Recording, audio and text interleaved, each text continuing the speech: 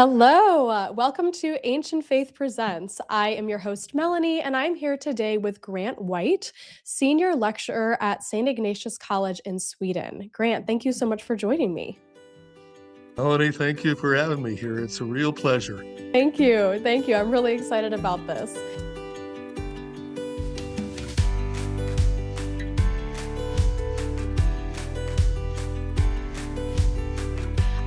So just to start off, could you just introduce yourself? Where are you from? Where did you do your education? Did you grow up in the Orthodox Church? Things like that. Sure. Actually, I am from central Kansas, South Central Oh, Kansas. wow. I grew up about 75 miles northwest of Wichita Oh, no in way. the town of Sterling. Oh, yeah. And of course, they've got Sterling College there, the Presbyterian College, and my late father was a professor of American history there.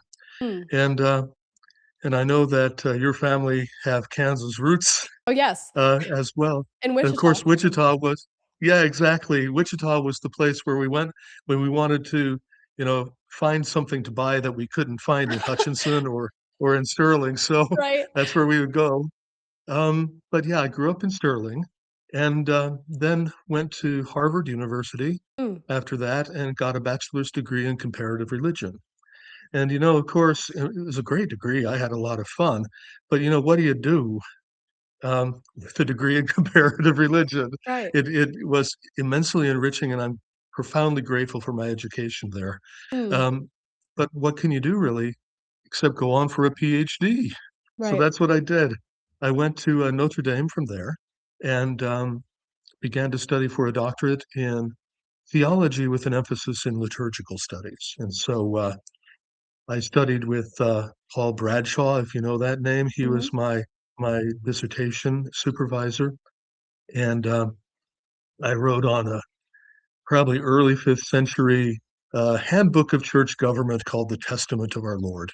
Mm. And it's one of these odd texts because it basically has this scene of Jesus talking with his disciples on the Sea of Galilee after he's been raised from the dead. And so his disciples start asking him questions. And the first questions they have are about the end of the world. And so he lays out all of these signs about the end of the world, even down to a physical description of the Antichrist, even down to the color of his eyes. Each eye has a different color, all of these things.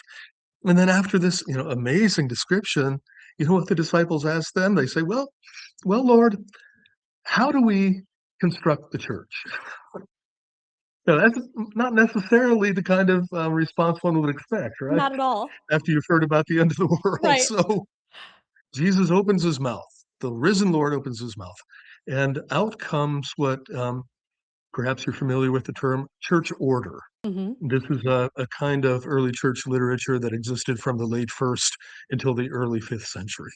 And so basically, it begins with a description of how literally to build the temple, and then to talk about how the different ministers of the church are to be arranged behind the veil around the altar, and then all kinds of great stuff about daily prayer, asceticism, the different duties of the ministers of the church, Hmm.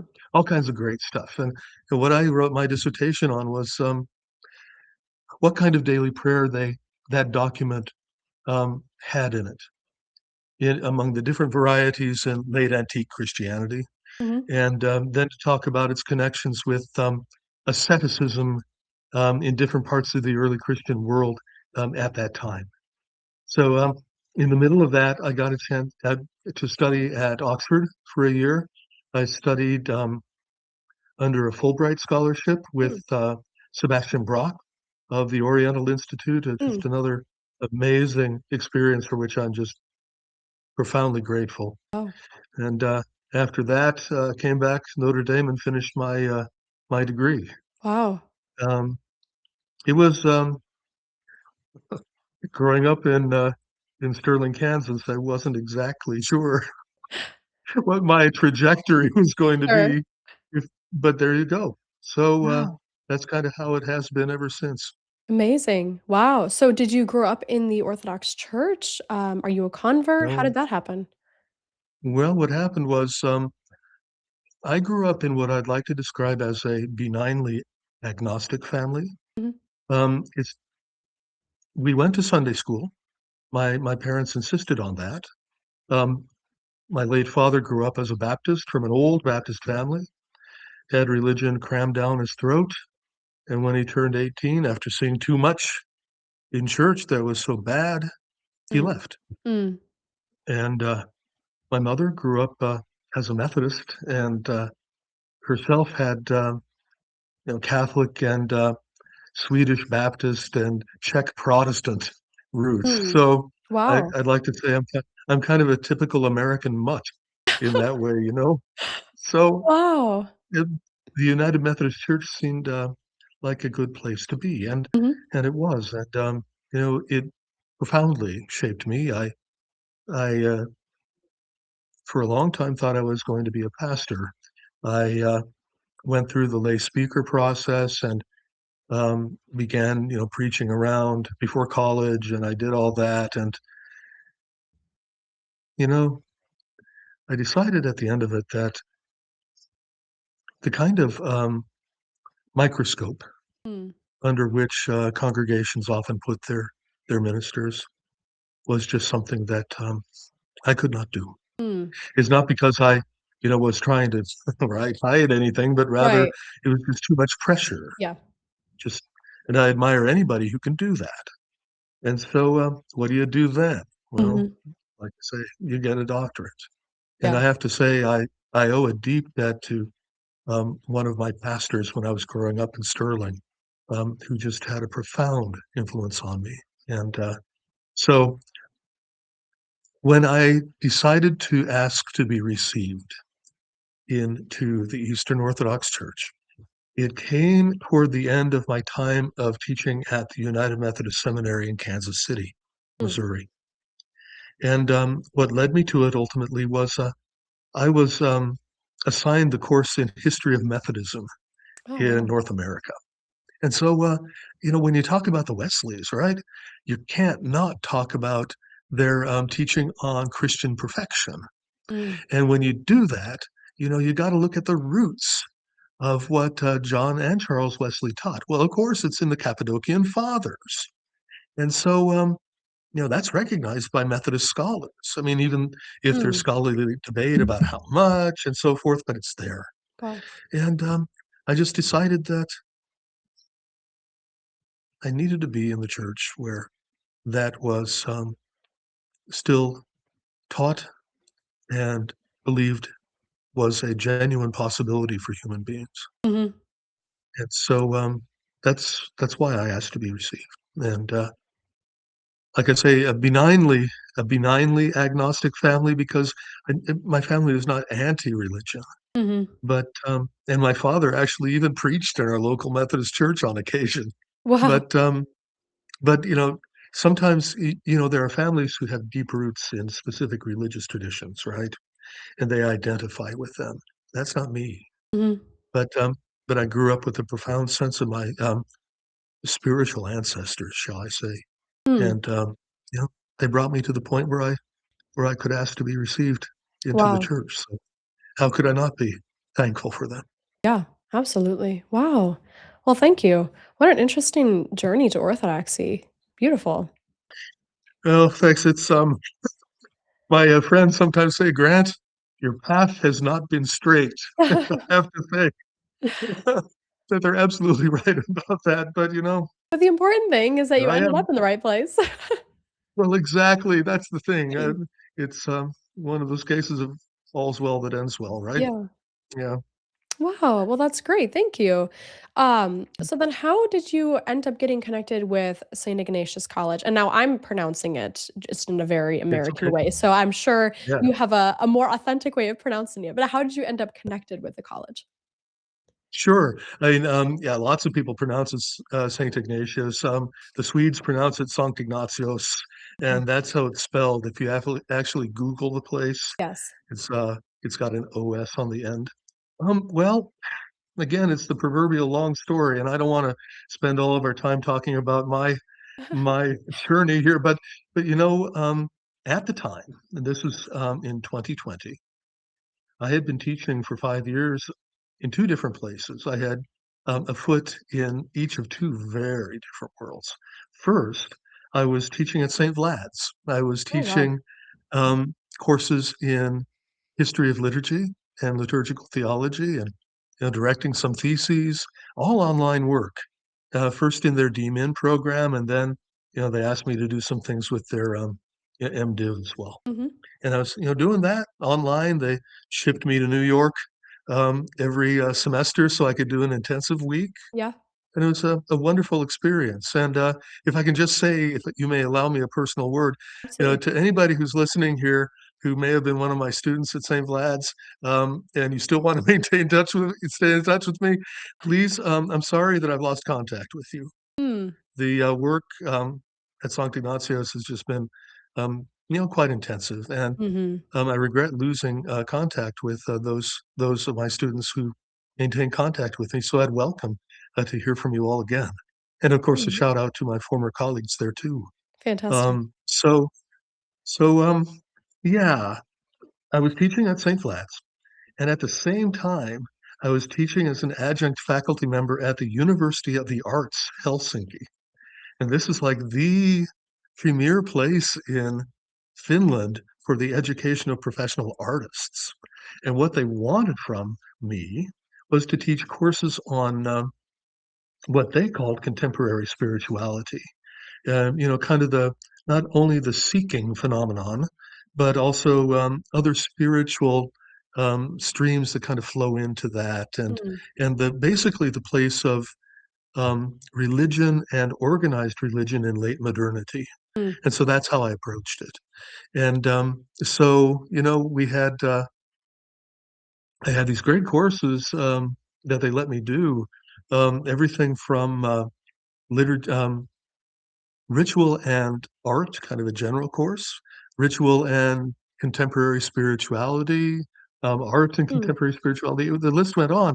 And I was so Wow. happy because, I got to meet lots of very committed people, not only to their artistic vocation, but the people who came to my classes were also interested in finding a spiritual grounding, I should say. Mm. And probably the most well attended course I had was one on art and Western esotericism, which is actually an academic discipline, as you may know. It's Mm. you can get a master's and a doctorate in it, like at Rice University, Wow. University of Amsterdam. Mm. And so, it's this again, it's this broader phenomenon of people searching and seeking answers in lots of places, including ancient traditions. And so, I made it clear at the beginning of my teaching, okay, I'm Orthodox, folks, and these are my commitments here, to Yeah. be sure, but still, it's important to look more broadly at what's happening now. And so I was doing that as well, doing Yeah. studio visits, and then by the grace of God, at the in the IOTA newsletter, I think it was in Mm. 2020, I saw that Sankt Ignatios had advertised for this position. So I thought, well, what have I got to lose, right? And did you know And anything so, about Saint Ignatius before you applied, yeah, or okay. yeah, yeah, I did. It's hard not to, being in Finland and knowing about what was happening there in the Stockholm area. Mhm. But they're kind of getting their feet on the ground, and 10 years ago, and they've come a long way. Yeah. And so that's like I say, I applied for it, and by the grace of God, I got it. And Yeah. so here I am. That's fantastic. And now what is your role there now? Well, I teach a variety of different courses in liturgical studies and liturgical theology, first and foremost, everything from the introductory course in methodology and sources and introduction to liturgical theology to rites of initiation, liturgies of the Eucharist, and other courses as well in the field of liturgics. Plus, I supervise theses as well. Okay. And also, like I say, I'm on the development team as well. And so we're beginning to look at at what we can do in the future to strengthen our position and to develop more. I mean, the thing was, um, like I say, Sankt Ignatios has been in existence for about 10 years, and Mhm. a lot has happened in that time. It began as a department within um, the Stockholm School of Theology in University College, Stockholm. And it became clear, just, the past couple of years that Sankt Ignatios really needed to become independent in order to develop its own vision. And, with all gratitude to University College Stockholm for taking that department in and their support. But it seemed that it was an appropriate time to take a new direction. Yeah. And so last summer, we got approval from the Swedish government to become our own university college Mm. with accredited degrees of our own. Our Wow. accreditation before had been through University College Stockholm. So, so that's pretty much what I'm doing now. And so Wow. what the future holds, I guess we'll see where we can find lots of opportunities. Yeah. Yeah. Okay, so this is very interesting. So this is like if you could just give us a little rundown about what the school is actually about. This is an Orthodox, specifically an Orthodox college, Yeah. correct? Yes, absolutely so. It is a pan-Orthodox college Okay. in that uniquely, and the Finns have a saying, if you brag about something, you're lifting your own tail. So I'm not lifting my own tail here to say that it's unique in that both Oriental Orthodox and Eastern Orthodox traditions live together, study together, pray together in one place. Mhm. And so we have our main offices in the suburb of Södertälje in southwest of Stockholm. And Okay. that's been the center for um, immigration of people of Syriac Orthodox, Coptic Orthodox, um, Ethiopian and Eritrean Orthodox communities. And so it's an ideal place, Yeah. to have a school like Sankt Ignatios. So, so what this means ultimately is that um, we have right now a one-year master's degree in Eastern Christian Studies, as well as several other degrees that have to do with becoming a religious educator, Mm. becoming prepared for pastoral ministry, and other work. And so we have those in place. And there is a mixture of on-campus and online education. Okay. And even though I live here, I commute regularly to Stockholm and uh, and teach there and do other work there as well. Mhm. But on site, we have a Syriac Orthodox seminary, a Byzantine seminary, Wow. a uh, a Tewahedo, two Tewahedo seminaries, Eritrean and Ethiopian, Wow. and so it's we're hoping to have the Coptic seminary up and running sometime within the next year or two, I think. Don't hold me to that, Mhm. but we have a current position advertised for Wow. somebody in Coptic studies. And so it's a great opportunity for anyone who wants to learn about the different Oriental Orthodox traditions, particularly, Yeah. and to learn from scholars in those traditions themselves. Yeah. And Yeah. so there's a lot, you know, I learn a lot every day. I hope our students do too. I think they do. I Yeah. know they do. So it's both undergraduate and graduate studies? There have been undergraduate up to this point, but we're starting now with the graduate studies, Okay. the one-year masters, after our own independent accreditation. And like I say, that's a one-year program. Um, it can be done online Yeah. or on campus full time, and it's got great subjects, like liturgical studies, patristics, Yeah. manuscript studies, scriptural studies, and you can write a thesis at the end of it as well. And that can kind of prepare you for further graduate work then. Great. Great. So, going back to what you kind of said at the very beginning of this interview, which um, is that, when you did your degree in theology, And in Mm, religious studies, you think, "Oh, what am I mm, gonna do with this now besides get a doctorate?" mm. So, what would you say for Saint Ignatius, would you say, you know, why is it important to get a theological education in today's day and age? What would be some of the mission of that college regarding today?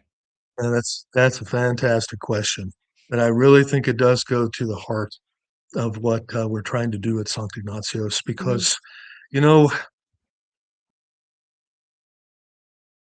if you get the if you have the image of a seminary in Mhm. your mind, you might think of primarily as a place that is preparing priests, Yeah. deacons, religious and so forth, and that's certainly true there.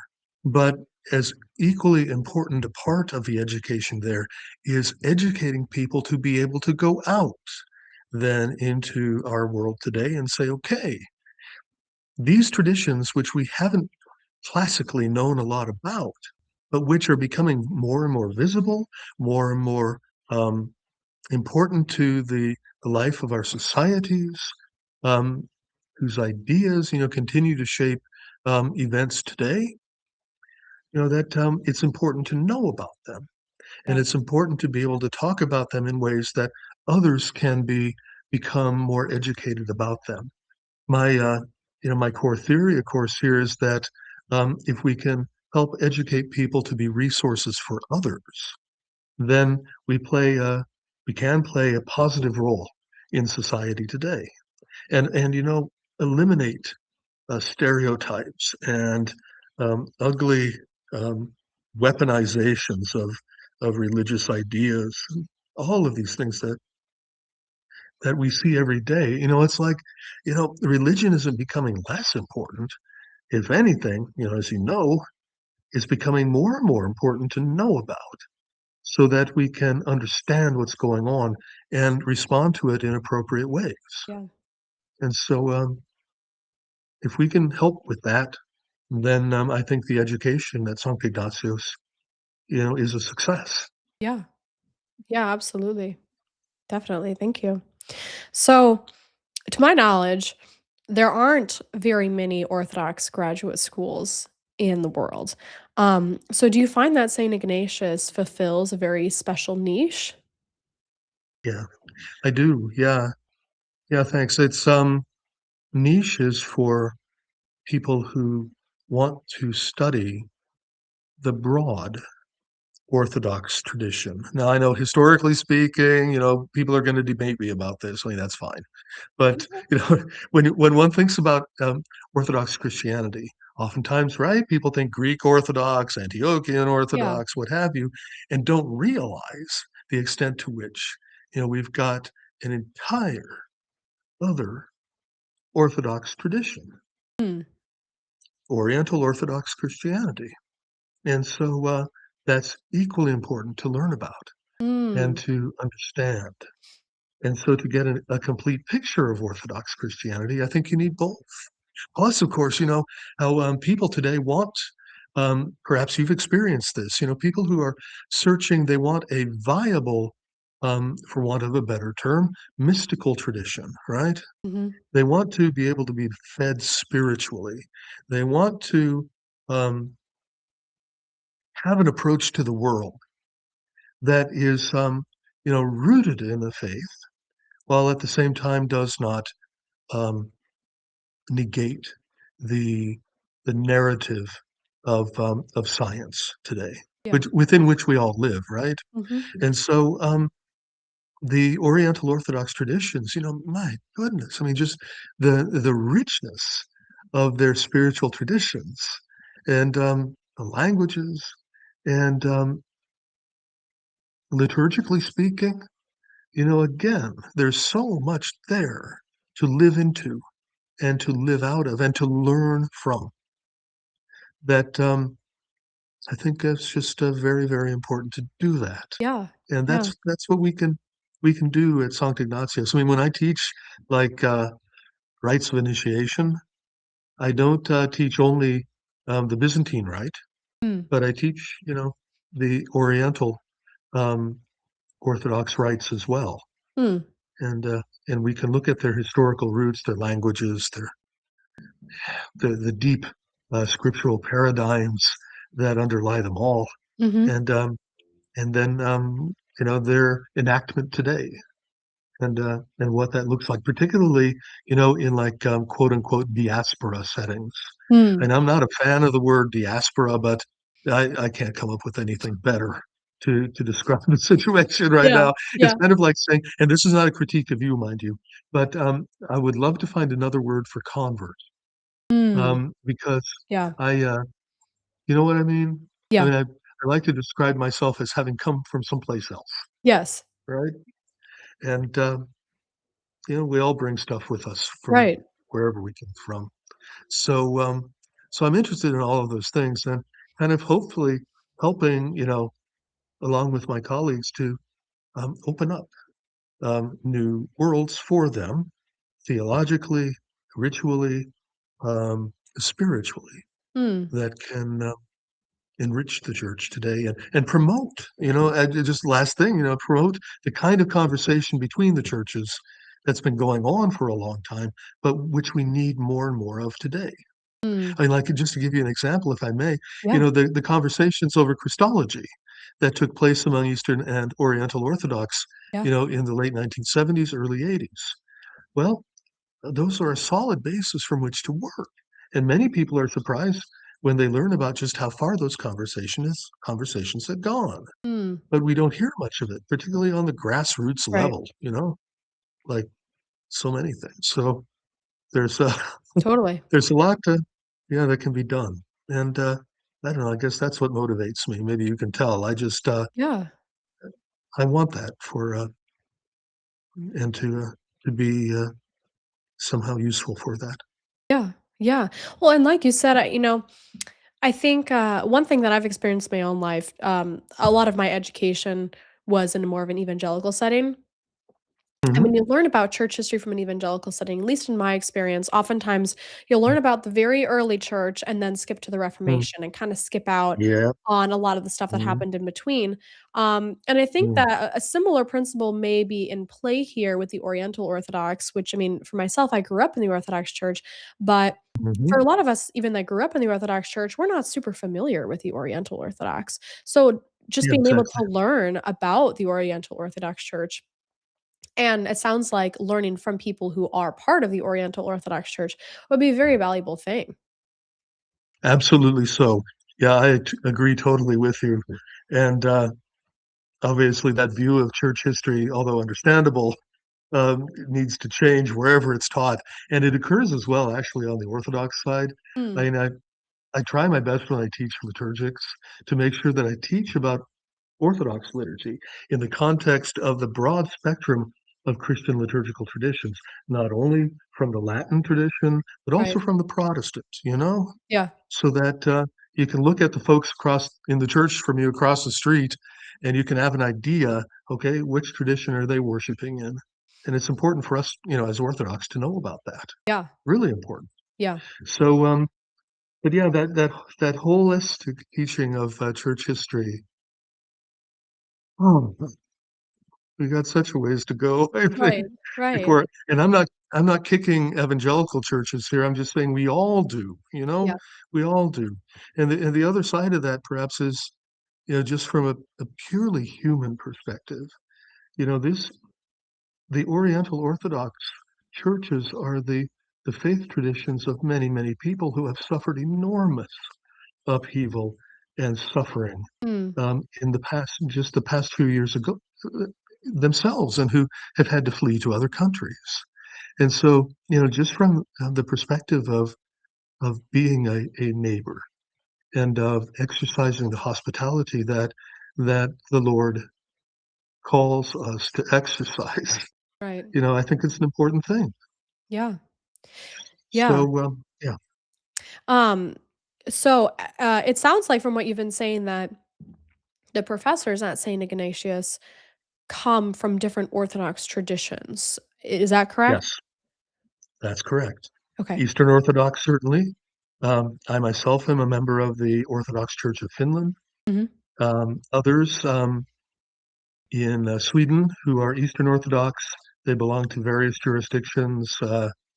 Many belong to the Georgian church these days. Okay. Um, and of course, there's Serbian um, Orthodox as well, and others. Hmm. Um, and then we've got faculty who are Syriac Orthodox. The rector of the Syriac seminary, um, excuse me, he studied at the Sorbonne. He Oh, wow. studied liturgical studies, and then, since that wasn't enough, apparently, he got another doctorate in church history at the University of Athens. Oh my So, I goodness. mean, yeah, yeah. So, he's an amazing human being. But I mean, Yeah. everyone there is like that. I mean, just everyone. So, yeah, we've got Tewahedo um, tradition folks as well. Um, and we have Coptic Orthodox faculty. We don't have any Armenian Orthodox um, Mhm. faculty at the present, though, one never knows. Yeah. Um, yeah, there's a wide range of traditions and liturgically as well. So Mm. if you went to the different seminaries, you would see different forms of worship, even though, of course, in the chapel, in the Sankt Ignatios offices, it's often the Byzantine rite, although sometimes it's other rites as well. Okay. And yeah, so you can experience a lot um, there, just being there and worshiping, Yeah. not to mention the study. Yeah. Yeah. And how many students are there again? Oh, goodness. I imagine that's That's the probably one kind of a hard question. question since you said you have some hybrid courses too. Yeah, that's right. It's hard to. I was afraid you were going to ask me this. Um, I'm not prepared to say for sure, That's but it's okay. not a small number. Thanks. It's not a small number. I Yeah. mean, it's one of the largest student groups of any Orthodox um, institution of theological higher education Wow. these days, both on campus and also online. So Fantastic. yeah, and it's a joy to be there. I have to say, I feel like this is the one place where I can actually use what I was educated to do. I mean, Yeah.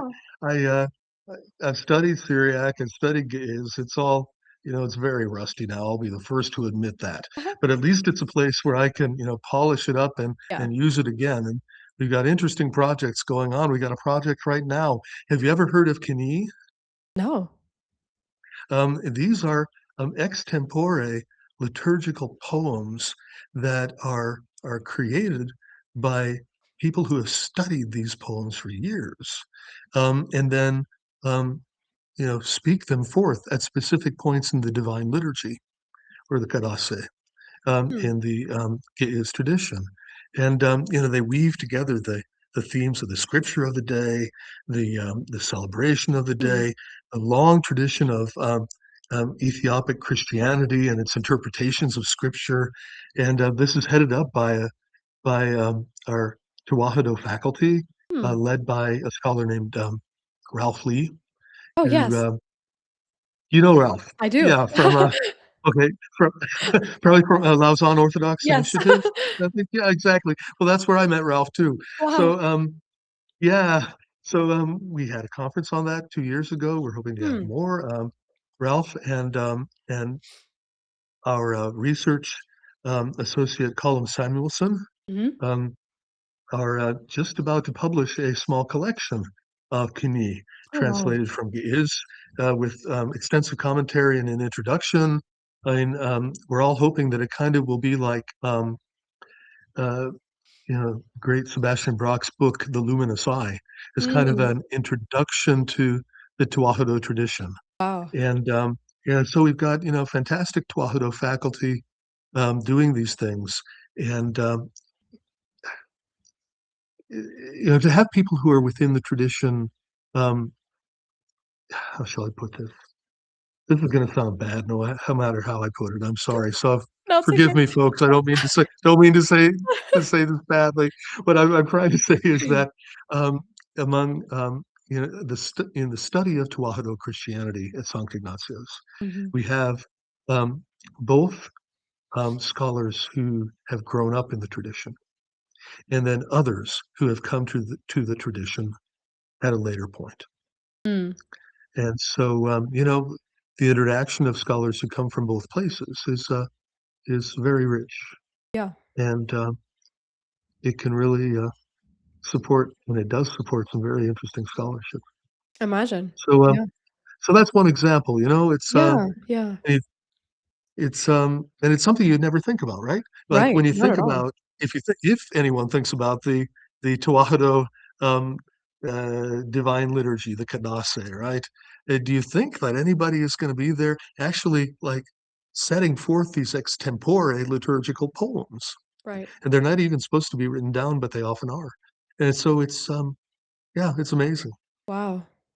Wow, so this is great. So it sounds like St. Ignatius is a good place for this kind of inter-Orthodox dialogue, able to Yeah. learn from each other, experience other kinds of Orthodox traditions, dialoguing with other Orthodox individuals and professors, things like that. Mhm.